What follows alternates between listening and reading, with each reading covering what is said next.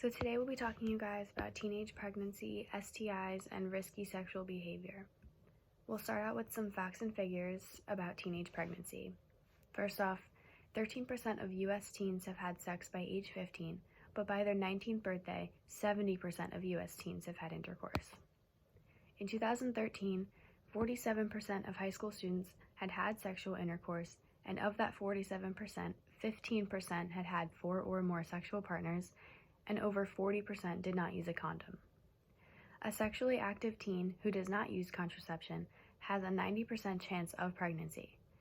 57% of teen births in the United States are those of African American and Latino teens. For all teen pregnancies in the United States, 82% are unplanned, with 59% ending in birth and more than a quarter ending in abortion, which is more likely to be carried out by European Americans. Latino, African American, and Native American families are more likely to informally adopt the children born to these youth. Regular use of alcohol, cigarettes, and marijuana by 14 and 15-year-olds is also related to their engagement in sexual intercourse, with boys more likely than girls to be actively using alcohol or drugs during the time which they're sexually active. European American and Latino students are more likely than African American students to use alcohol or drugs at the time of sexual intercourse. Over 22% of sexually active high school students reported having used alcohol or drugs prior to having sex, and nearly 14% did not use any method to prevent pregnancy when alcohol or drugs were involved. So let's talk about the scope of the problem of teenage pregnancy. After steady increases in the teen pregnancy rate in the 1980s, the United States has made clear progress in reducing the numbers. Currently, teen pregnancy rates are at a record low, and abortion rates in the United States have also dropped in the last 2 decades. The decline in these numbers is attributed to the increased use of contraception among teens, reform of the United States welfare system during the Clinton administration, and the success in the many varied pregnancy and STI, HIV prevention programs that have been instituted in the past 2 decades. This decline can be seen not only across the nation, but in every state and across ethno-cultural groups. Even with the reported decreases, the United States continues to have one of the highest teen pregnancy rates in the world. Some facts and figures about HIV and other STIs include adolescents aged 15 to 24 account for nearly half of the 20 million new cases of STIs each year in the United States. In 2015, 4 in 10 sexually active teen girls have had an STI that can cause infertility or even death. While rates of HIV generally are very low in adolescents, males make up more than 3/4 of all HIV diagnoses among 13 to 19-year-olds. The United States continues to have the highest rates of teen pregnancy and teen STIs than Canada and Western Europe. In one single act of unprotected sex with an infected partner, a teen girl has a 1% chance of acquiring HIV, a 30% risk of getting genital herpes, and a 50% chance of contracting gonorrhea. And lastly, chlamydia remains the most frequently diagnosed STI among adolescents. Now, the scope of the problem for HIV and other STIs includes the fact that the prevalence of STIs is in part due to teenagers not receiving accurate or comprehensive sexual information in order to protect themselves. When parents and teens discuss sexual health, parental knowledge of contraception and other topics may also often be incomplete or inaccurate. Additionally, 11 out of 13 commonly used abstinence-only programs have misleading, distorted, or inaccurate information. Teens tend to feel invulnerable to something as catastrophic as HIV and STIs, meaning they have an "it can't happen to me" mindset. This attitude, coupled with sexual activity, multiple sex partners, and ineffective, sporadic, or no condom use at all, makes teens particularly vulnerable for contracting a disease or infection. Accurate and comprehensive sexual health education has been found to reduce sexual risk behaviors, pregnancy, HIV, and other STIs, and increase protective sexual behaviors. Hey guys, so I'm going to be talking to you about the precursors of risky sexual behavior involving background characteristics and media influences. There are many factors that can lead to teenage pregnancy and risky sexual behavior, whether it be family and social issues or psychological and interpersonal characteristics. We will be discussing issues related to adolescent development, antecedent characteristics that set the stage for teenage pregnancy, and interpersonal influences like peer relationships and family dynamics. So for adolescent development, one of the ways that adolescents try to make the transition to adulthood is through sexual activity. Teenagers look to relationships with others for validation and approval, and these relationships sometimes become sexual.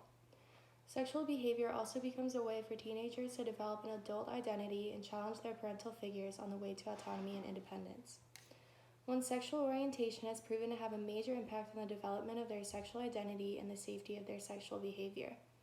LGBTQ adolescents confront the task of forming a stigmatized identity just at the time when sameness and affiliation with peers are very important. This may cause them to withdraw from peers, struggle to express their feelings and experiences, or develop an identity that is not internally genuine to manage this pressure.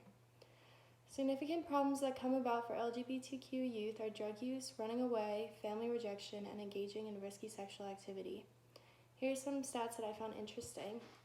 High school students who identify as lesbian or gay have been found more likely than students who are heterosexual to have engaged in sexual intercourse. High school students who identify as bisexual are most likely to engage in sexual intercourse, while students who identify as unsure of their sexual identity are least likely. Moving on from the aspect of sexual orientation, preparation for career, marriage and partnership, and family life are part of this developmental period for all adolescents, and sexual activity serves as a way for young people to test these future roles. When an unwanted pregnancy occurs, adolescents must cope immediately with adult roles, parenthood, finding a job, and dealing with social isolation and loneliness. For many girls, pregnancy limits life options. However, if they are already restricted in opportunities, having a child may not alter their beliefs about the options that they have. For antecedent characteristics, many circumstances factor into adolescent sexual behavior. Teens who are born to poor and less educated teenage parents are more likely to bear children during their own adolescence. Lower educational and career opportunities and coming from a single parent family or from a family with marital strife and instability also increases risk. Students who drop out or are forced out of school are more likely to start sexual activity earlier, fail to use contraception during intercourse, become pregnant, and give birth. Regarding interpersonal influences, a teen's relationship with his or her parents is associated with adolescent pregnancy. Perceptions of warmth, love, caring, and connections with parents, as well as parental disapproval of teen sex, have been associated with delay of sexual activity. A good mother-daughter relationship provides a girl with a model for responsible sexual behavior and for maintaining a good relationship with a future partner. Families characterized by poor interpersonal relationships, ineffective communication, and limited problem-solving skills typically encourage teens to turn to peers for information and intimacy needs, which often leads to risky behavior and irresponsibility. Along with the media, peers are a primary source of information about sex. Unfortunately, adolescents who confidently share information may lack knowledge and may encourage premature and irresponsible sexual decisions. So next we're going to talk about the precursors of risky sexual behavior involving media influences. Young people are bombarded with sexually explicit content that reflect irresponsible and premature sexual behavior. The internet, social media, and social network connections often encourage risky sexual behavior. The use of smartphones gives users almost immediate access to pornography anytime.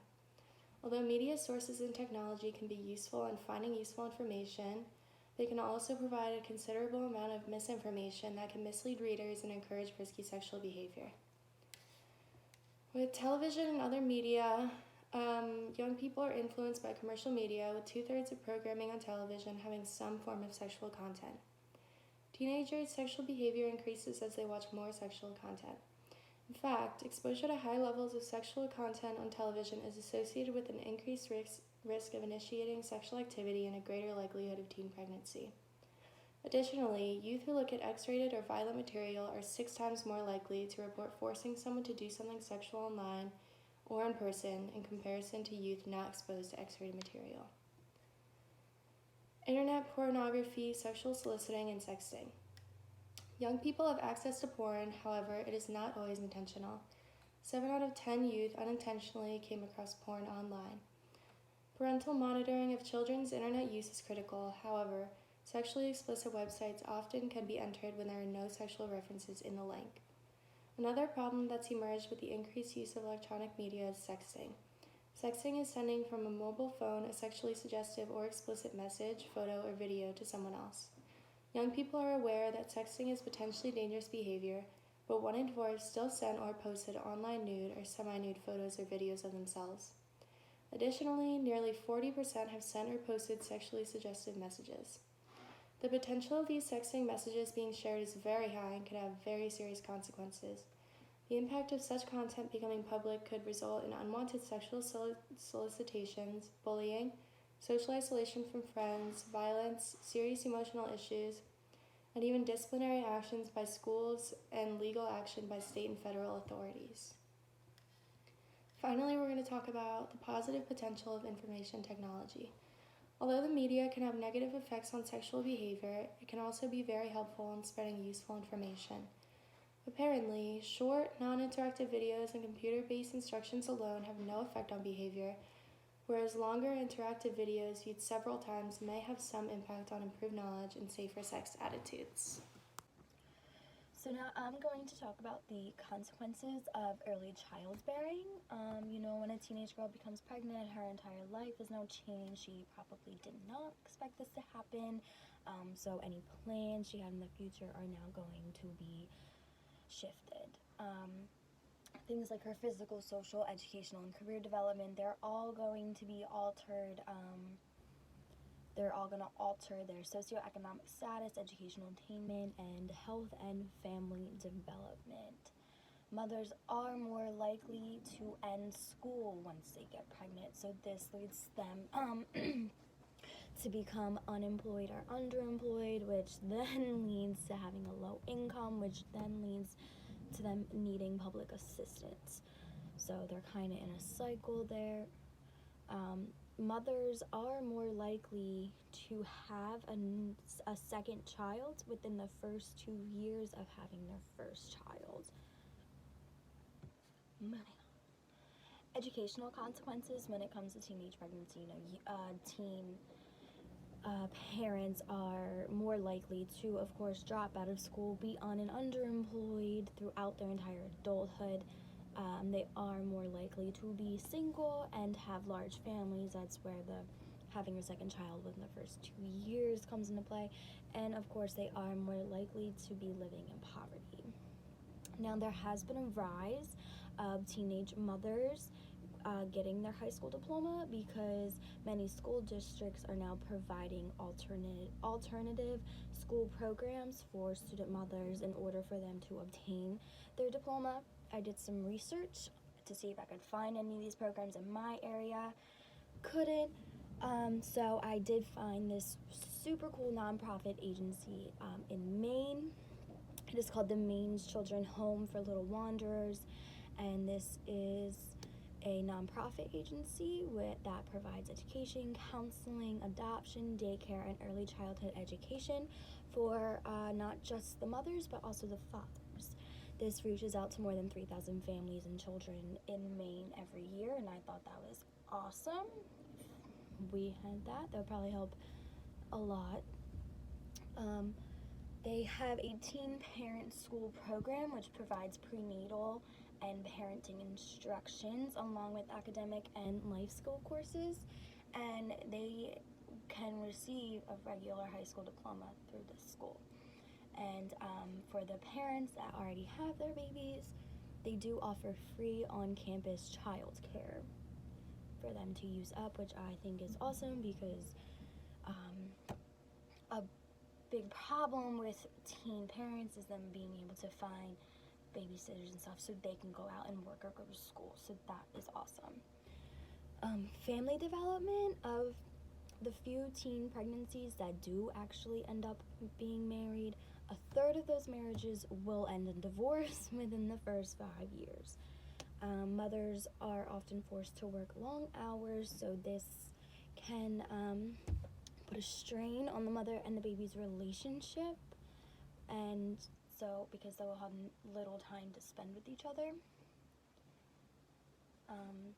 This may be compounded by neglect and also Stress builds significant potential for child abuse by the mother, so it can get a little risky. Some intervention strategies focus on risky sex. Executive function within the brain in adolescence is actually key for sexual risk taking. If you have a stronger working memory, it actually helps reduce the rate of teenage pregnancy and STIs. Adolescents who have a greater tendency to act without thinking and who have the inability to delay gratification are at a higher sexual taking risk just because they want to do it right away. These prevention programs were actually separated into two categories. One is non-sexual antecedents and the second is sexual antecedents. Non-sexual includes things like poverty, parental relationships, depression, and sexual are sexual attitudes, beliefs, and skills typically referred to as sex education. So talking about non-sexual antecedent program and approaches, a big one is the family life education program, which is just parents speaking to their children about it, giving them the talk, the birds and the bees. We've all been there. This is actually one of the most important ways to do it. However, it's not, it doesn't happen as much because, you know, it is an awkward conversation and parents don't really feel comfortable sharing it. School-based, so they kind of rely heavily on the school interventions, but it gets tricky there because some people are totally pro complete abstinence, and then more people are like, no, just use contraceptives. So there is kind of a tear between those two arguments with what the schools should be teaching in school. The most effective programs were the service learning ones, and this is where adolescents would just be involved in these programs, and then they would go through activities, answer questions, all about teenage pregnancy and STIs. Some sexual antecedent programs, there is one where the government actually spent over $1.5 billion on from 2000 to 2010 for abstinence-only programs, so that is just strictly all about abstinence. By 2010, public health centers served about 1.5 million teens and helped teens prevent 360,000 pregnancies. In 2013, Planned Parenthood prevented 515,000 unplanned pregnancies and 216,000 abortions due to their contraception services. About 34% of Planned Parenthood health services are all for contraceptive services. I know there aren't any Planned Parenthoods by me anymore, but I know when there was, we were able to like go in, get whatever we needed, and we could leave. In 2014, the Obama administration had Congress provide about $185 million for medically accurate, age-appropriate sex education programs. So these had an immense impact on the teenagers throughout the decade and into the last decade. So having these programs for the teenagers to be aware of are very important because they are not always promised to get that education at home. So Dreikers was an interpreter of Adler's approach, and he took a little bit different idea. He put the concept of goals of misbehavior into the idea of specific intervention. He found that the goals of misbehavior were useful for understanding and dealing with adolescent problems, as well as it's a useful tool for responding to teenagers in the sexual realm. So kind of how it plays into teenage pregnancy. So according to Adler, individual behavior is based on finding a place in a group or having a sense of belonging. So low-risk children find their belonging first in their families and later with the peers, But if this doesn't happen, you have more high risk of just trying to be desperate almost for a way to fit in. So these goals of misbehavior help to find ways to contribute to the common welfare. So increase social interest, build feelings of self-worth, and solidify a sense of belonging. So like I said, those who struggle to belong, or like they don't feel like they fit in, they tend to feel frustrated, but they still have that need to belong. So that continues, and that leads them to behave in ways that are less acceptable. It is like a mistaken belief for them that there's a particular action that will fulfill their certain social need. This mistaken belief contributes to what Dreikers calls the goals of misbehavior. So that's negative, antisocial, and self-defeating behavior that allows them to fit into a group. So Dreiker believes that to understand at-risk children, there are a few things you need to do first. The first is to understand their mistaken goals, and the second is to reveal their own underlying goals and the purposeness of their actions to themselves. So what purposeness is it's usually in future tense. It reflects the goals that the youth wants to achieve and the consequences that they anticipate. The first goal of misbehavior is attention. So the purpose of attention getting mechanisms, or AGMs, is to engage any adults. So many people say that it's better to be punished than to be ignored.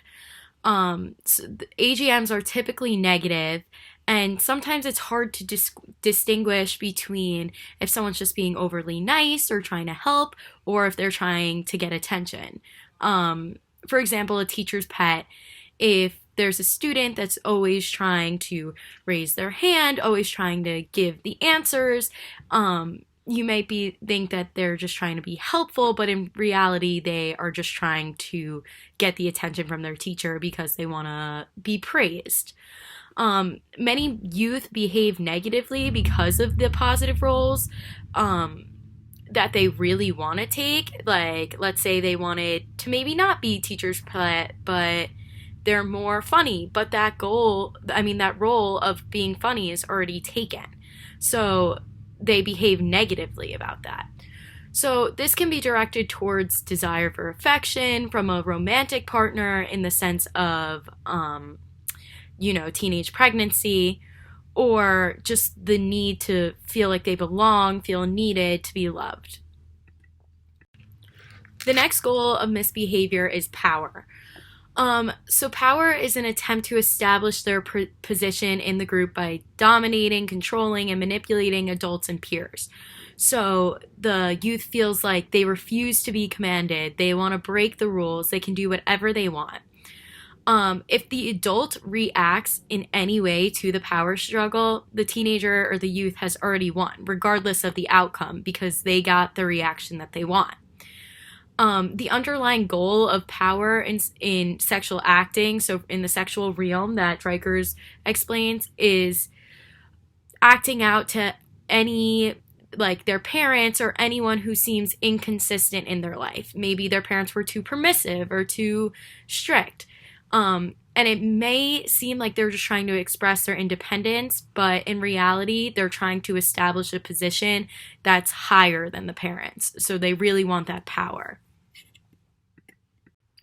Revenge is the next goal of misbehavior, and revenge poses the greatest problem out of all of them because it's the most negative. It's when the youth feels like the only way to gain attention is to hurt someone. So this is typically sought out after a long series of failures, and usually as a result of an unrecognized problem, such as like depression, maybe there's learning difficulties, etc. And this makes the adults that they're acting out towards think like, how could they do this to me? Like, why would they want to hurt me? And this is exactly what the teenager wants. But if the adult responds in a way that's angry, like maybe like, I can't believe they're doing this, they're the worst, that kind of thing, it just makes the teenager still want to get even because they still feel like they're being disrespected or they need to get revenge. So to tie into the sexual realm, premature and irresponsible sexual activity is sometimes a way to get back at parents. They could be like, oh, my mom really doesn't want me to do this. I'm so mad at her. I'm going to do it.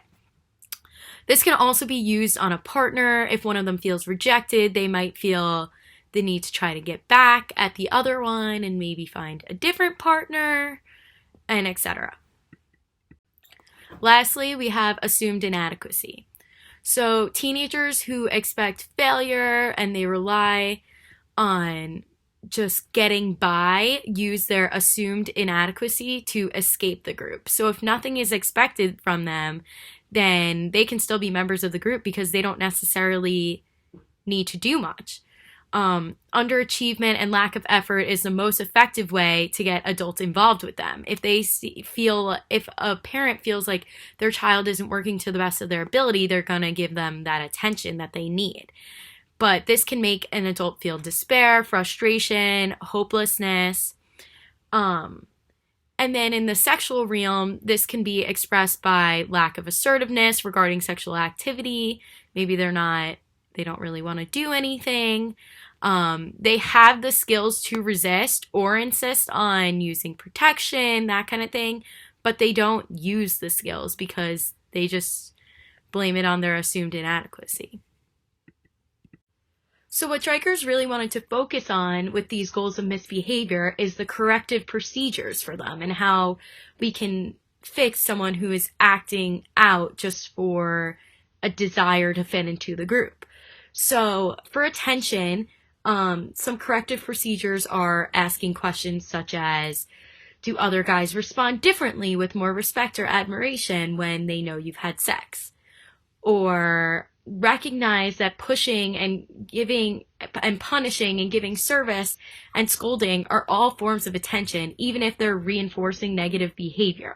Any sort of reaction that is being shown is a reaction. It's getting the attention that they want. So ignoring the behavior, although it might not be the best approach, it just works for those who desire that attention. Next are the corrective procedures for power. So if you ask questions such as, could it be that you want to show your mother that she isn't in control of you, for someone maybe acting out against their mother? Recognize that the young person does not have the power and choices regarding sexual behavior. Put energy into being consistent about imposing consequences when the rules are broken. So really make sure they understand that there are rules, and help the person identify other means to establish a sense of power. So maybe they want to join a club, run for a position in their, class, anything like that. The next is corrective procedures for revenge. So it's important for the adult to refrain from punishing or any sort of retaliation, because then the youth is just still going to feel like they need to try to get back at them. So ask questions like, could it be that you want to punish your mother for her boyfriend's behavior? So just acknowledging like that the youth wants to punish or get even. So another example could be like, I wonder if you're consciously trying to hurt me, and if you are, I want to understand that. So lastly, we have the corrective procedures for assumed inadequacy. And that would be asking questions like, do you think you're going to flunk out, so you might as well just have a child that you want to take care of?